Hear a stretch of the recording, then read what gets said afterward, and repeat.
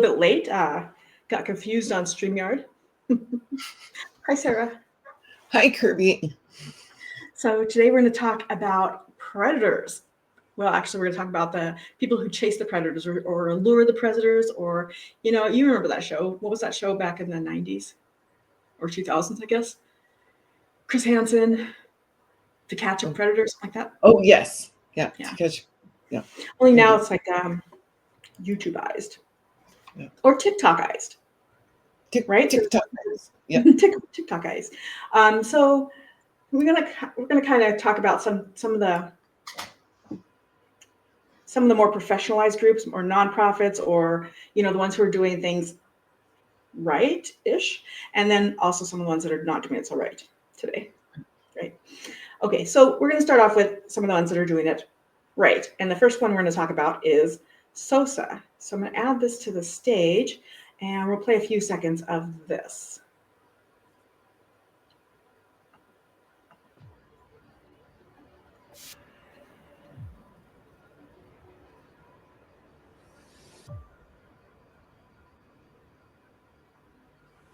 On this episode of SOSA Undercover, it would make me feel more comfortable if you showed me.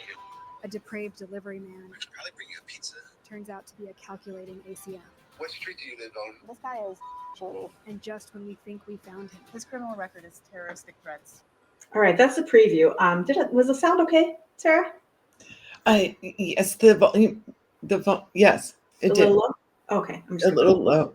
Okay. So SOSA. So before we talk about SOSA, I'm going to grab that article about SOSA here first and share that as well. And Sarah, do you want to kind of talk about what SOSA is? Yes. So SOSA was started by a lady named Roo, and the stands for safe. Well, it's actually in the article, safe from online sex abuse, and it's a 501c3. And essentially what they do is they combine OSINT with what would be HUMINT, and they talk to predators online to actually drill down who they are, and then they share that they have a relationship with law enforcement, and then they give that information to law enforcement so that law enforcement can go do the bust. SOSA just came out this year with doing a program in Louisiana with Shreveport, Louisiana. So SOSA just finished working with the Sheriff's Department in Shreveport to do some undercover operations there to catch predators in Louisiana, because Louisiana is a hub or a trafficking hub where people in and out. Mm-hmm. So they have, like you said, there's a documentary. So I'm going to go and show the documentary page here. So dark web predatory online, and there's 2 seasons. So I believe they're both Shreveport. And again, this one's coming up on HBO Max. So if you want to watch it on HBO Max, but they do have that stuff on YouTube as well that you can watch for free. So your choice how you want to kind of check it out. But one of the things that we could say that's really good about this one is that it is partnering first with law enforcement. And I think that's one of the things that, like earlier in the early 2000s, there was a nonprofit group that was partnering with law enforcement, and they kind of made a big splash about, doing these kind of stings. And that was Del Harvey's group. But the thing is, like, it's the way the internet is, with everybody has their own YouTube channel, et cetera. Anybody can put up a channel and then decide, we're going to do this. And there's a lot of people who are doing this. And so the thing I really like about these guys is they made the law enforcement connection first. They made an organization first and then a law enforcement connection so that they can work hand in hand, which I think is not usual for some of the other ones we'll talk about. Right. And they also, as a part of that coordinating with law enforcement, is they try to do things like evidence preservation. They try to also do things as far as operational security, and to look at effective ways to do online research in a safe way. But I mean, even though they are professional nonprofit organization, they still make some mistakes. But so for that matter, sometimes people in law enforcement make mistakes too. Everybody makes mistakes. Yeah. Everybody makes mistakes. So and they've done their activities in different cities, in Canada and in the United States. Mhm. Mhm. They appear to have done it the right way. I see. Read it out loud. We want to make sure people can. Oh, I'm sorry. This one says they appear to have done it the right way. ICAC standards or so struck, making it so difficult to work with organizations like this. Kudos to these guys. Yeah, absolutely. And I mean, they do deserve kudos. Yeah, So, absolutely. yeah. Okay, so again, we'll have another resource for SOSA if you want to reach out to them. But there's some other groups out there that are working in And this. because they are a nonprofit and they're 501c3, if you're a U.S. citizen, your donation theoretically could be tax deductible to SOSA. Oh, right. Okay. Mhm. Yeah, and so again, here's their website, and of course, these are all going to be in the show notes, so they'll be available a little bit later. All right, so let's talk about another group out there, and actually another one kind of started by one specific person. Let me double check on my timestamps on here. I know we're going to play this video. Okay. All right, so let me grab it. Someday I'm going to be so smooth with this. All right. There we go. So this time we're talking about the predator poachers, and the person who started this, Alex Rosen. So we're going to play a few seconds here, and then I'm going to kind of jump ahead and play a few more seconds. So let's go ahead and hit play. When I hear Harry tell me that he molested a 1-year-old, I want to do things that, if I say it, will get you banned on YouTube. I have a group called Predator Poachers where we catch online child predators. We have arrests in 46 different states, convictions in 40. I made a fake account of a 15-year-old boy. 30 minutes later, somebody wants to go meet that 15-year-old for sex. Wow. From there. All right, now we're going to go and jump over to 655. Let's see.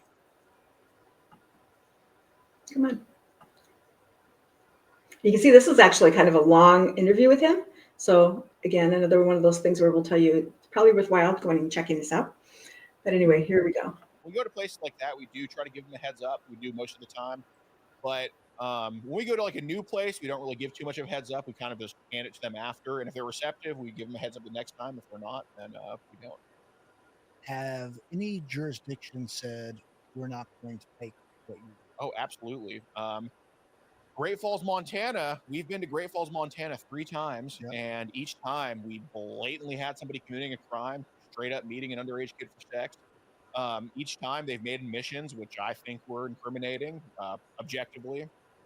And Great Falls, Montana, Cascade County, just each time has told us pissed off. Like they just don't want anything to do with us. And I think Montana's going to be probably state number 50 when it comes down to it if we get an arrest there. So what do they say to you when they say we're not interested? Well, they say you're a civilian, evidence can't be used, even though that's just objectively not true. In over 40 states, the law states for solicitation of a minor or whatever, enticement solicitation, it changes kind of somehow with the name of it, but whatever. If you think. Okay, we're going to stop it there just because we're going to leave a little bit of a cliffhanger so you can go see what he actually has to say about that. But so when we talk about this guy, he does it professionally sort of as well because he has a professional YouTube for that sort of thing. I mean, and he does have a group and they go out and try to hand it off. Now, him getting kind of upset about Great Falls, Montana, as a Montanan, I think that might go to what Stein Giancarlo was saying before about ICAC standards, where if you have, for example, he's saying about the evidence, if they can't guarantee the evidence, the chain of custody for the evidence, then that's useless to them. How it was collected might be useless. How they might have lured somebody in might be useless to them. So I think you've got to reach out to the police first and say, hey, we're willing to come in and do this with you. And some of them are just going to say no anyway, again, because they don't want civilians in the space or whatever. And you have to respect that, I think. So, I mean, the fact that he does have some relationships, keep going back to those places. But yeah go ahead, Sarah. Well, there's a couple of issues I have with this from a just an analytical perspective. The first is he has critiqued multiple law enforcement offices online when he doesn't agree with I think them. we're going to see that. 'Cause we're gonna think we And can. he doesn't consider that different states, or at least when he's speaking, he's not talking about how different states have different laws. Mhm. So the laws in Montana are different than the laws in Florida. The other thing is, he actually can put himself in risk because he's not in normal coordination with law enforcement, and he's going out and doing it wild, wild west on his own. So he could be endangering himself or the people that are volunteering with him. Or even the people in the neighborhood, or supposedly like somebody who's not really involved falls into this sort of, Well, so I don't know if you included the clip, but hold on. So Stein Giancarlo said the issue is just because of the possibility of entrapment. That's why the ones who don't work with him most likely won't. Not saying he is entrapping, but the possibility is there. Absolutely. Yeah. So yeah, or he says another thing, or an undercover cop. Yeah, maybe he like pulls in an undercover cop and they right. he doesn't know, he's not coordinated. Yeah, he could interfere with a law enforcement investigation. Absolutely. Yeah. He has another clip where he actually got threatened by somebody with a AK. Yeah, we weapon. have that. Hang on, I'll bring that one up. Yeah. Mhm. And by the way, his organization is not a nonprofit. It's a company, and they make most of their Right. money selling merch. Oh yeah, that's right. And we have Yeah. his merch page. I'm trying to find. We had him the other one kind of a bit farther down because we've separated the pages. So hold on, let me go find Oh, him. that's right. It's okay.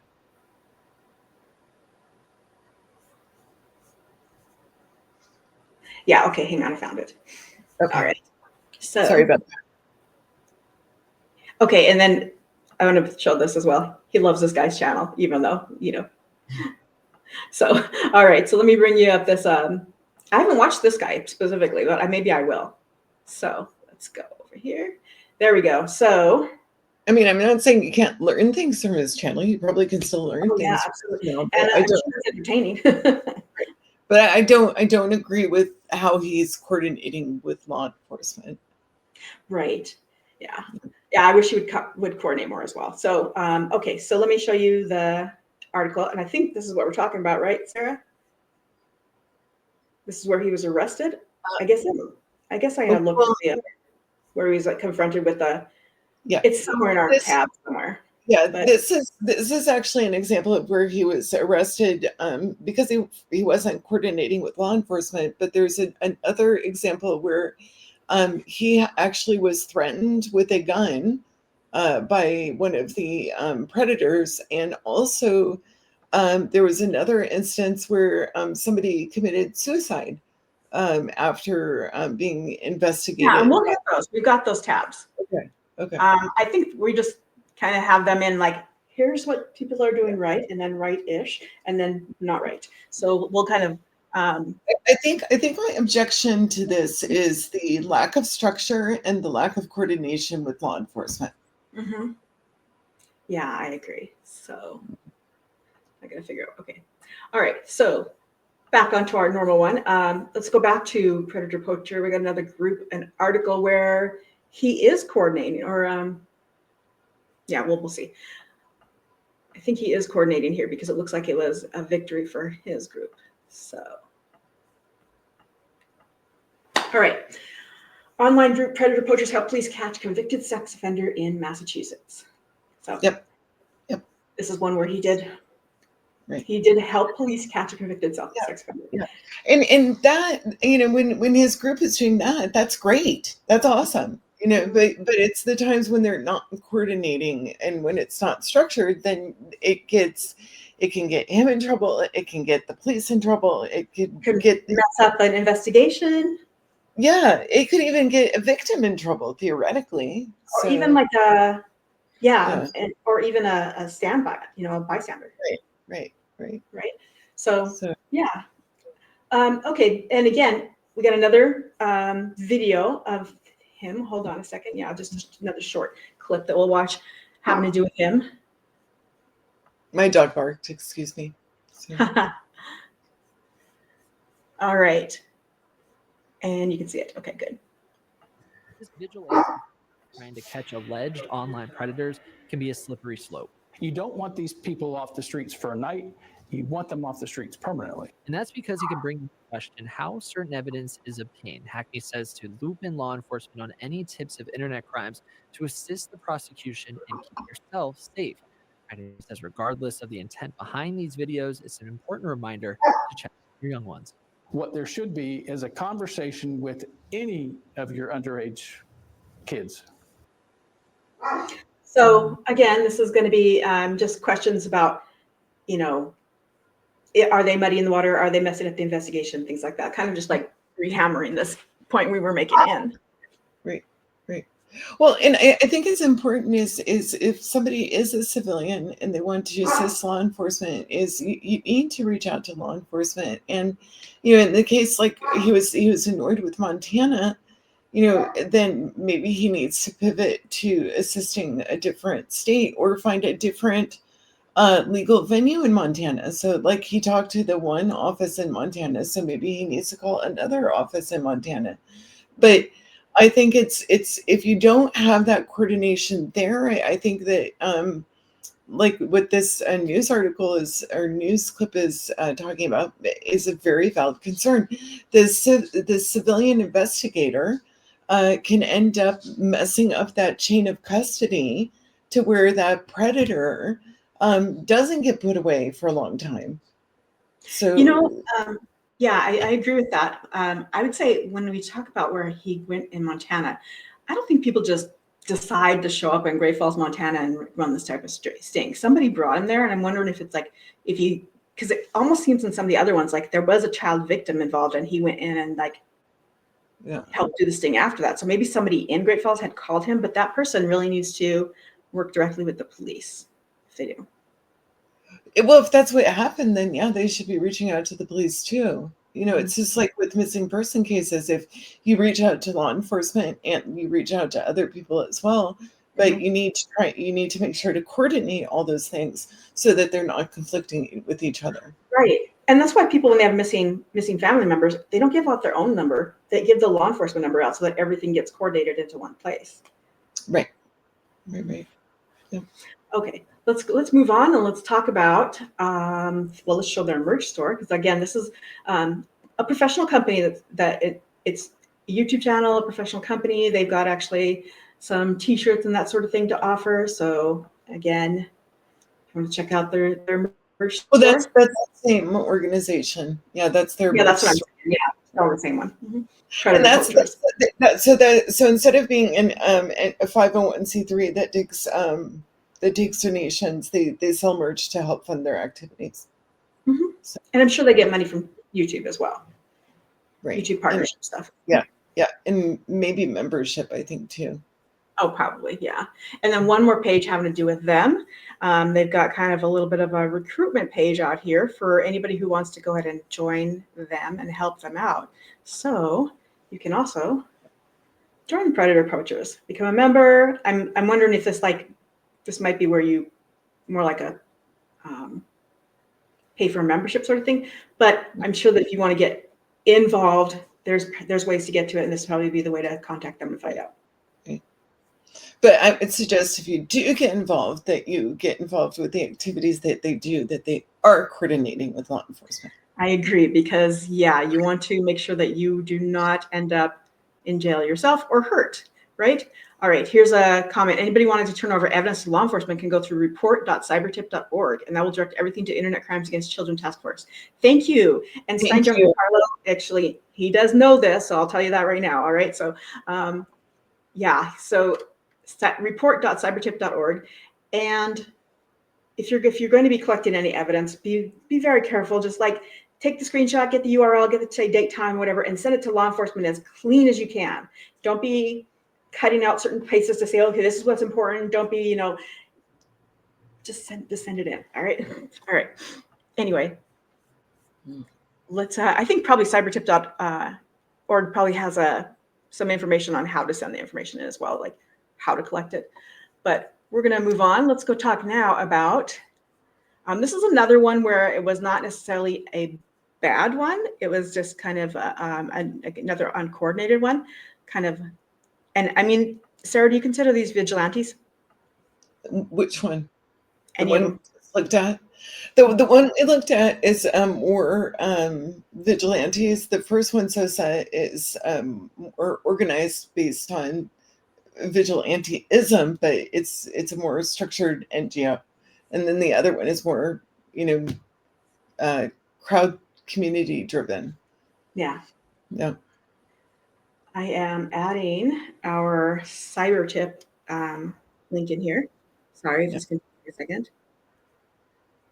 I just want to make sure that I get that into the notes so that it gets onto YouTube page. Yeah. Okay. All right. So then let's see. I'm going to play this one a little bit. Now, this is an example of just a guy who does it. So he doesn't have an organization like the first two. He just does it independently by himself. But does he have a YouTube channel? I don't know. That's Okay. a good. Anyway, here we go. I did not check I have that. all my audio's down really low. I don't know why. Here we go. In the act, one local man making it his mission to expose men who agree to meet with underage kids in hopes of having sexual contact. Those confrontations are now being posted on Facebook for everyone to see, and it's even caught the attention of police. WCNC Charlotte's Brianna Harper shows us how this is all being done and what authorities are doing about it. Brianna? Okay, I'll let you go and check out what Brianna has to say about it. But yeah, so he's putting it on Facebook. So chances are he's not getting paid for it. I mean, you can get paid via Facebook too, but you're more likely to on TikTok or YouTube, right? Right. No, I think he was just doing this more because he cared about the topic. So yeah. Again, though, I mean, if you're going to go out and do this, because there's a difference between doing passive OSINT collection when you are just collecting the materials and not minimizing or mitigating your footprint online and your interaction. And well, I'm saying passive OSINT collection, so there is no interaction, and packaging it and sending it to law enforcement. And when you're doing that, that has a very low risk, and law enforcement's going to appreciate that. Right.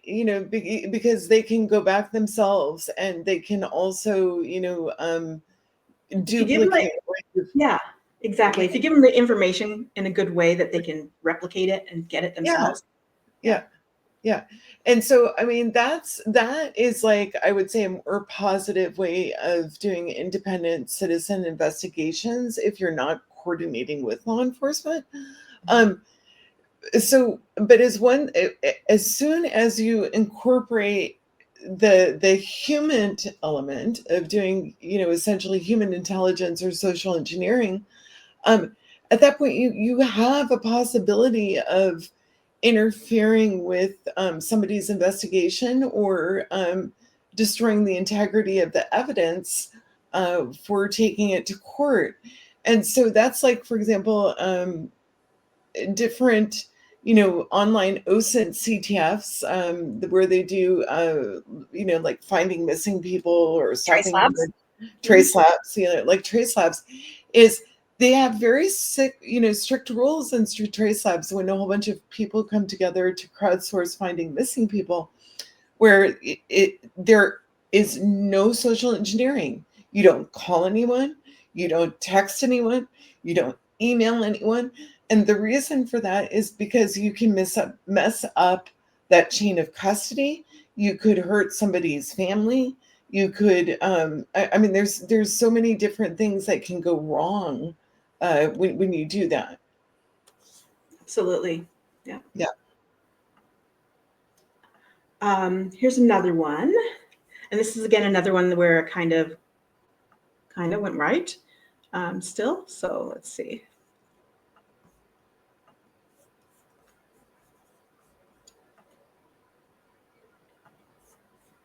All right, I'm just going to start the beginning of this. We're just going to play a short bit. One question. Oh my goodness, how do I do that? All right. Hello, my name's Isabel. I'm actually here to place you under citizen's arrest. I'm trying to get some Oh, work. I'm so sorry. I know you are, but this is a very serious matter.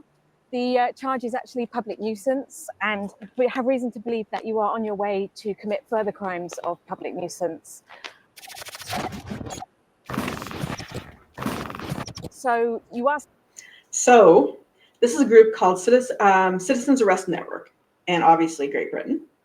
Mhm. And it looks like they are a nonprofit and maybe a little bit more structured than some others. I'm not sure if they coordinate. Do you know, Sarah? They coordinate after they make the citizen arrest, but this is where country laws or the differences in state laws would fall in. So in that part of the UK, I haven't checked other parts of the UK. They have very set rules and regulations for doing a peaceful citizen's arrest. And so then, yeah, I know it blows your mind, right? So if they're following all the rules and regulations of that citizen's arrest, and then they call law enforcement to show up, they're not breaking the law, and they can do that. So, so this is an example of an organization where they have meetings where they talk with each other about, okay, right, here's the rules of doing a legal citizen's arrest. As a member of our group, you have to follow these rules. This is our target. This is who we're going to go get. And then they implement their plan. She didn't sound like she was going to be peaceful. She meant business. Yeah, she did mean business, but she's in the UK, so business is peaceful there, sort of. Anyway, not always. Yeah, not always. Okay. But yes, it was a very stern arrest. Yes. Yeah. But, Yeah, and then we kind of go on from here. We go on to the ones that are a little bit, get a little bit wilder. Yeah. So.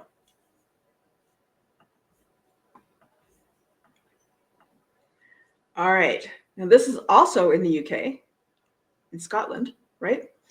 yeah. Well, Scotland and Great Britain do have different laws. Mm-hmm. Yeah, there are definitely different laws between the two. But this guy went way above and beyond, what would be normal OSINT collection. I mean, he went even beyond. Or even predator collection. Yeah, even predator collection. He meant business. This guy meant business. And because it goes into here's why he got arrested. Because when he went to restrain the man, he was standing on his wrists. Right. So he physically tried to restrain him, and it wasn't peaceful at all.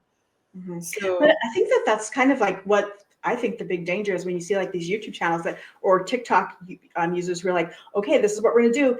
You have the danger that they are not going to be receptive to you, like saying, okay, you're staying here until the cops come, right? They're not going to be accepting of that all the time. So in this case, he got arrested, but it can get worse than that, right? Oh, right. Well, and I think we have some additional examples that we show. It does get worse than that. Yeah. So. Okay. So let's go on and we'll try and grab some of the other ones. Now, this time it goes to TikTok and to a TikTok trend, right? So we have college students in Massachusetts. They decided they were going to do catch predator TikTok trend. Right. And turns out that the person that their predator was going to meet was 18 years old. Yep. So not only were they wrong in that he was a predator, but also that the way that they tried to catch him as well. Right, Sarah? You know more about this one. Right.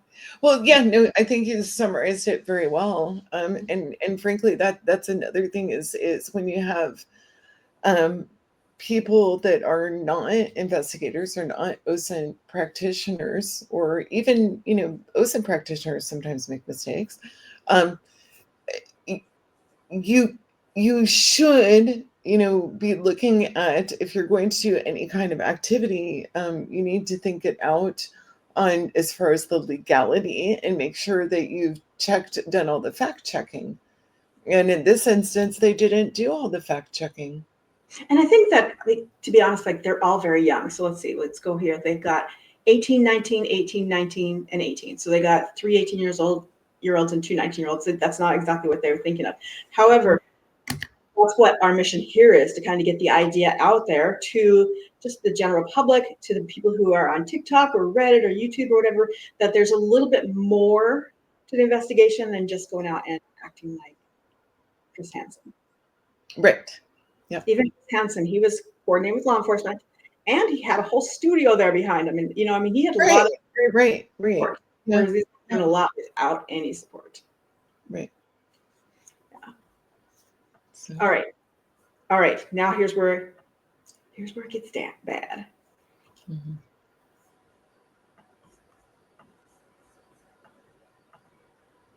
Okay, Sarah, I'll let you talk about this one. Okay. Yeah. So this person got shot. I mean, he was doing his own investigations, or what he thought was his own investigations. And he claimed to expose alleged child predators, and he was shot for this is just showing an example of how these things can really come back and hurt the person.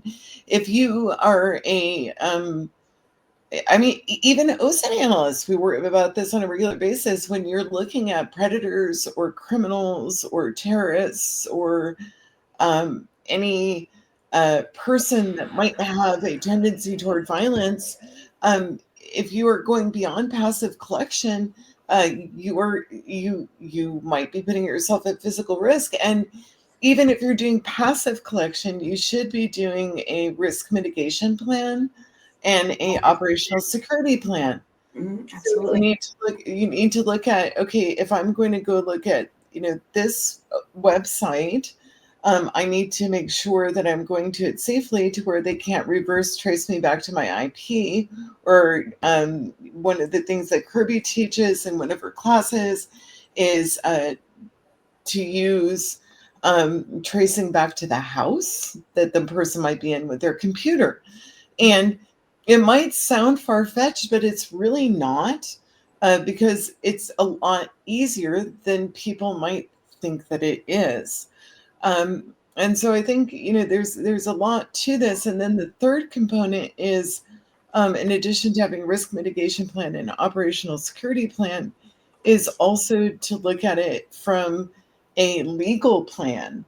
And that's another thing that a lot of people aren't thinking, because they get so emotional about a topic, whether it's missing people, or whether it's a predator, or whether it's, a terrorist. If they are themselves are not following what is legally allowed, the person who is trying to help can actually get arrested. So there's a lot in there. Yeah, and you mentioned you don't want to bring them back to your house. You want to protect yourself, etc. So before we go on, I decided to throw another link in there. Hey, there's a Black Friday sale for nordvpn.com. So let me throw that up on the screen. Sarah, and if you're listening, please sponsor us. Okay, that's right. So 77% off. It's a great sale on NordVPN for their Black Friday. So, and I actually. Yeah, I purchased this. I have 3 VPNs, and the reason I have 3 VPNs right now, it goes, I always have usually more than one. But the reason that I have 3 VPNs is for different things, and for different options. So, like, for example, some VPNs will be blocked by some websites and not blocked by other, VPNs. So This one specifically, here's my feature on this one I like. This, when you go to the regions, you can pick the city. It can be so minute. You can always come back go to the same server from Chicago over and over again. So you actually get build kind of like a persona from there. Yes. Yes. And you can get a dedicated IP through them too. That is like you can residential style. Yeah. And you can you can do double layer security through Nord, and they also have an option to use Nord and Tor, like a part of Tor with Nord too.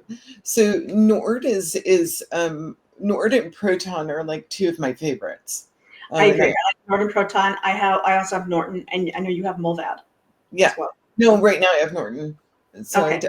I gave a break to Mulvad for right now, but I have Norton right now. Yeah, and one of the reasons I do like Norton is because that company has a great track record. Mm-hmm. Even though if you put Norton 360 on your machine, you're going to have a hard time ever getting it off again. But other than that, it's a good track record. Hey, we have another comment from Sting Giancarlo.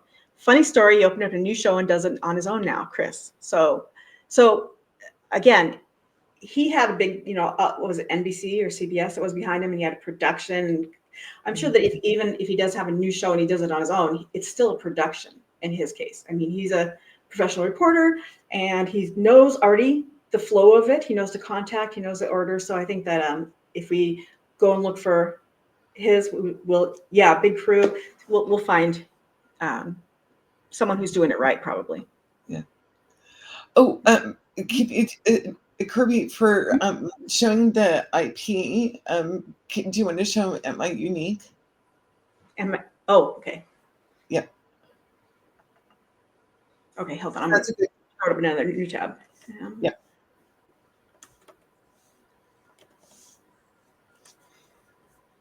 And there's a lot of sites like this. Am I Unique? The other one I think about a lot is Panopticon. That was out. I think that one might be gone now, but there's, Mm-hmm. So let me show you You're trying to get me to show everybody my IP address. I'm just kidding. I'm on mobile right now. So, but anyway, you're on a VPN. You're already on a VPN. Yeah, I'm on mobile network right now too. Okay, right. Oh, see, you have double layer right there. But so Am I Unique is a good app. It helps show. You can use this to see if you have yourself covered or not. And so it's a helpful tool for that.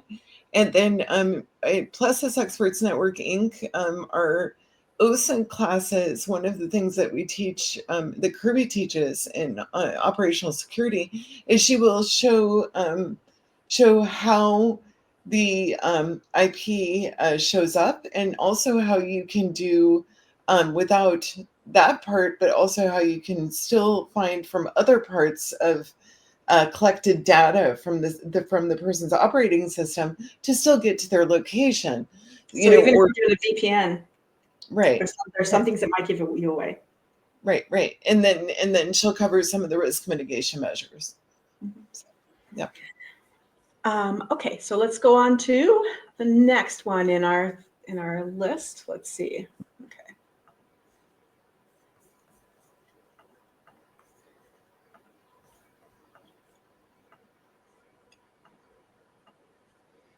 All right, so this time we have BC Creep Catchers. So this British Columbia Creep Catchers president faces second defamation lawsuit. Let me give it a little play. Let me make sure that my audio is up, because again, I don't know. I think it's because I opened them all when audio is down on something. Here we go. Criticizing the Surrey Creep Catchers. It has turned into nothing more than a 21st century vigilante group conducting its own 17th century witch hunt.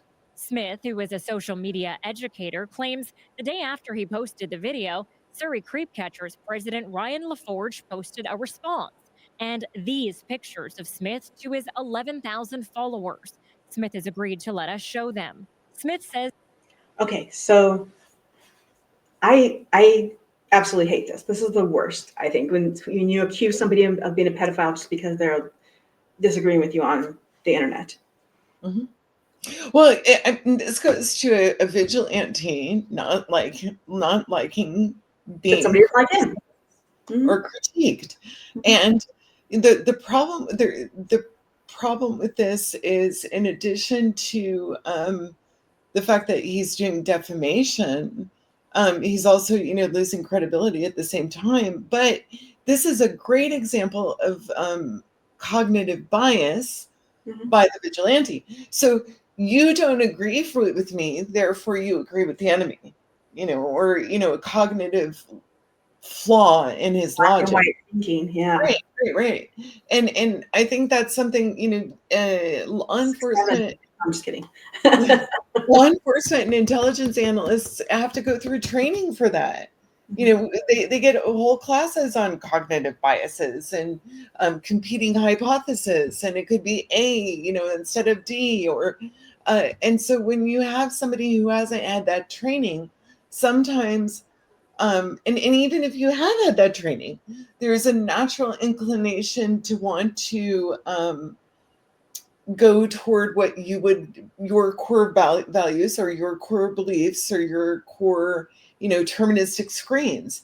So in this instance, this is an example of the vigilante doing that and targeting the individual. So, yeah. Absolutely. Yeah. Okay. Now, another one.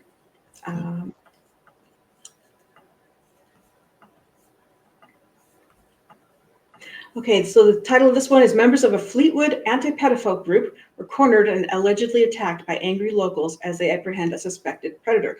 And so I think this goes to the show. I mean, when other people do not know what you're doing, like, so if law enforcement's not in the loop, it's not even just law enforcement that might be like, kind of freaked out by what you're doing.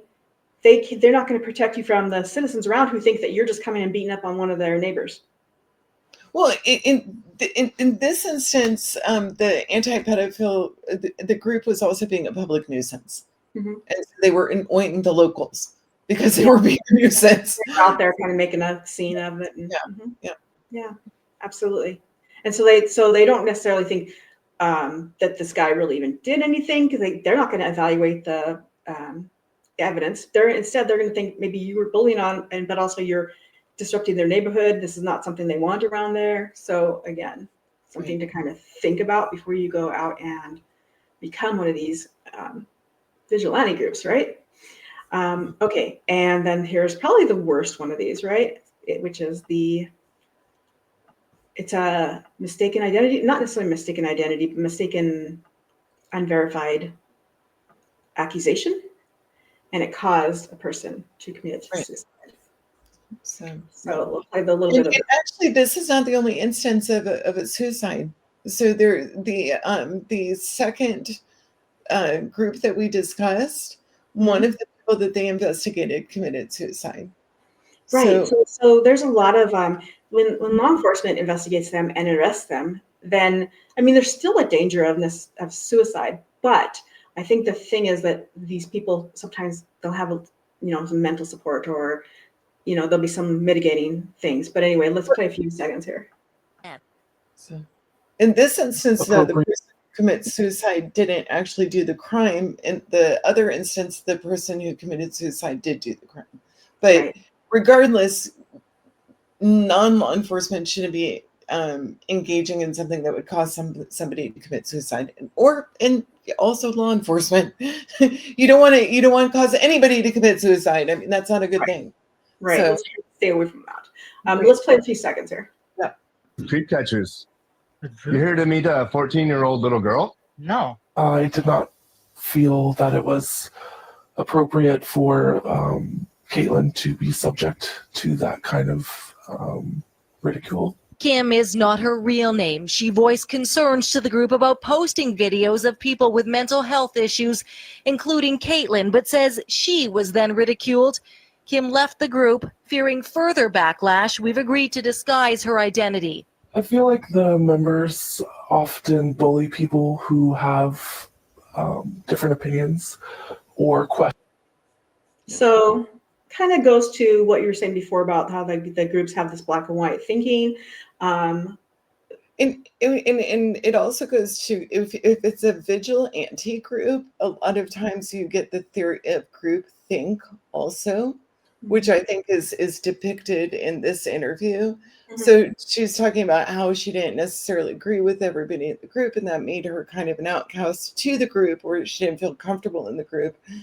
And so if you have a group that's doing something ideologically and they're not looking at analytical skill sets, that creates a clear conflict of interest, where you're going to be more open to making mistakes. Yeah, absolutely. All right, we have one more example for tonight, and this is more of a nonprofit that is doing things right and you can get involved with. Yeah. So in this case, we've got Skull Games.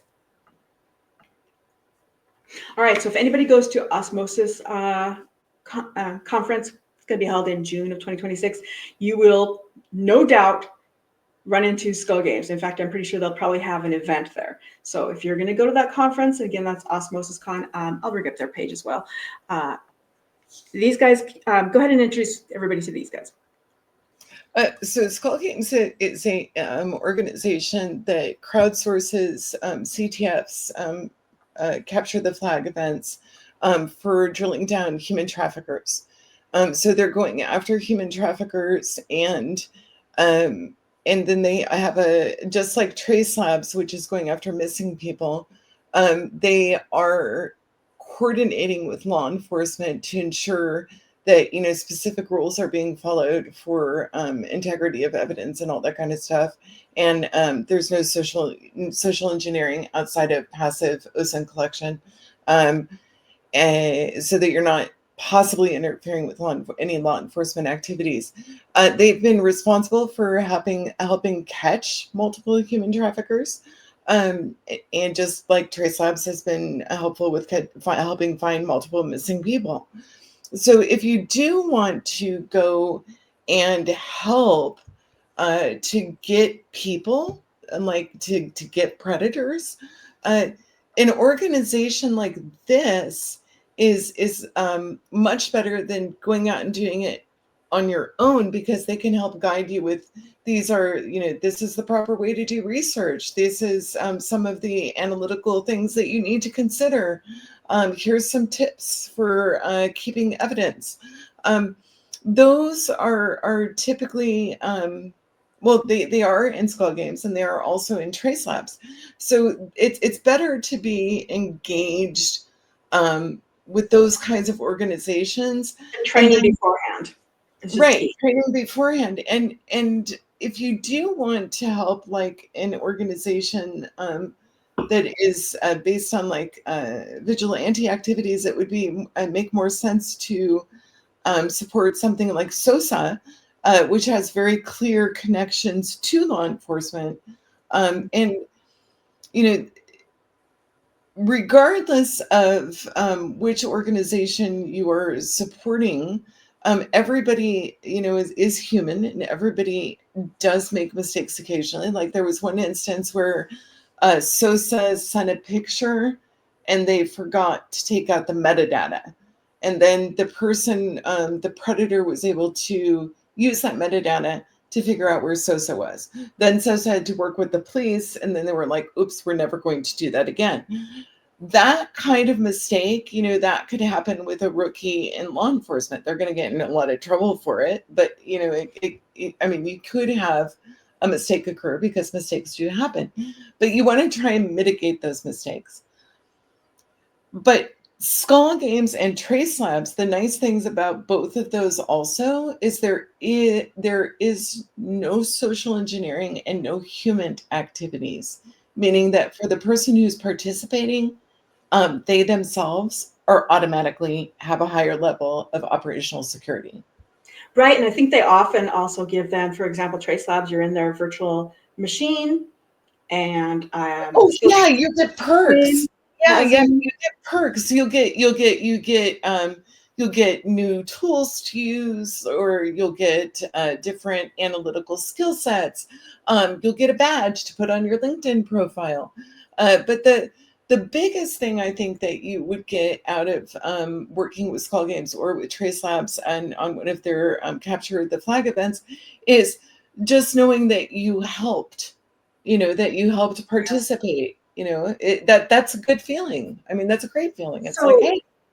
Yeah, absolutely. I agree. That's a good feeling. But another thing to kind of think of, so say that you and your friends, the kids in Massachusetts, say they think they get together and they want to do something like this, but they want to do it in a good way. They can create a team and compete in some of these virtual CTFs, especially for Trace Labs, but also for Skull Games, where they can get together. They're on a team. They're competing against others. They get maybe a little bit of clout as well for, doing well on the case. And yeah. Right.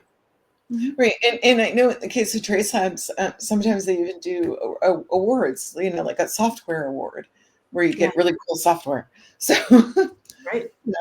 Yeah. All right. So we were mentioning Osmosis Con, and that's where if somebody is going for a conference to kind of see what's happening in OSINT wise, you'll run into Skull Games. You'll also run into a lot of other people, possibly us too, who knows. But let me give you the website for that really quick. And that's going to be May 20th to June 2nd in Bonita Springs, Florida. So if anybody's interested, the link will be in our show notes. Yeah. All right. Now, let's do I have one thing after our slap, okay? Just so you know. Okay, we're going to do our slap of the week right now. And it's actually not even slap, is it? Technically. It's sloppy. Sloppy. Okay. But, all right. Let me make sure my audio's up on this. Where's audio there? It's a critique on AI slop.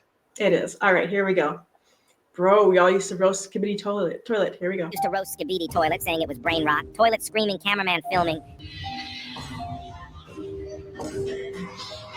It felt so dumb, but at least it was made by actual humans, because everything now is just AI slop, with no soul. Like, look at this. Looking back, Skibidi Toilet was so peak, and I take a singing toilet over the AI brain rot we get now. Sup for a kiss from Flocka. Bro, we all... Okay, now I'm going to say I disagree.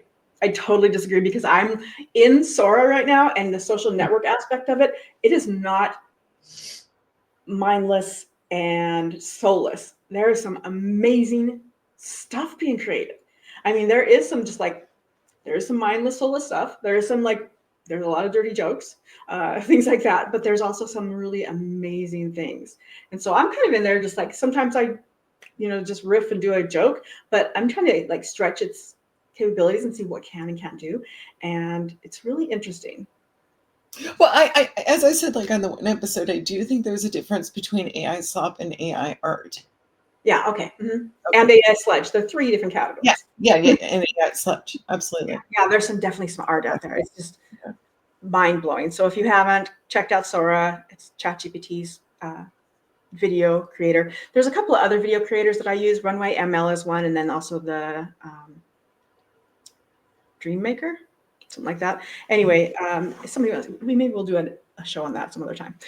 Anyway, one more thing before we go, and that is that we at pluses.net actually have a Black Friday sale right now. So I wanted to kind of show everybody our website. So this is just academy.pluses.net, our academy site, and we have our Black Friday sale, and we have a lot of classes and that sort of thing on this site. But the deal for our thing is $1,000 off right now until Cyber Monday.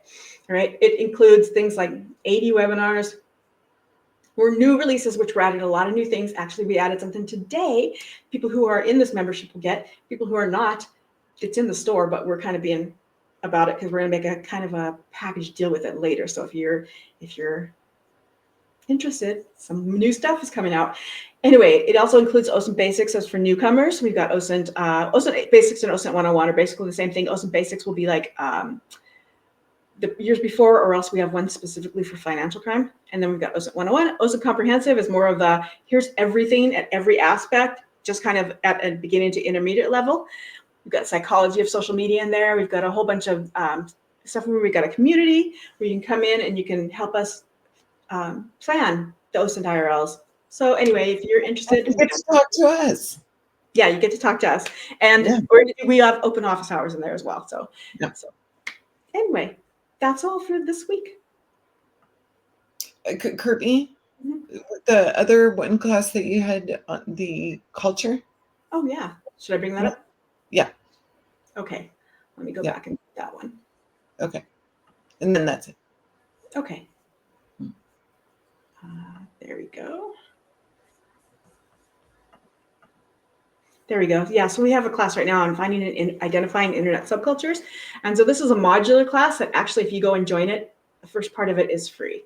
So you can kind of see everything that's in there. You can see that you can join it for free and get the first module of 4 modules. Or if you feel like if you already know that you're gonna like it, buy the rest of it right away. But if you do the free one, you go through the first one, then you can decide, oh, okay, I do like it. Maybe I'll pay for the other ones. So we're going to be doing a lot more of this in the future. So any kind of topic you can think of, let us know that you're interested in it because we have a huge list and we'll be going through that list. All right. And I will put this link in the show notes on YouTube as well. I'll put it in the chat right now as well for anyone. All right. Thanks, Sarah. Thank you. All right. And we'll see you guys next week.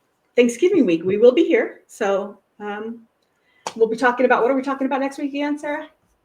Detecting deception and information verification. Oh, yeah. Okay. Yep. All right. See you next week. All right. Bye.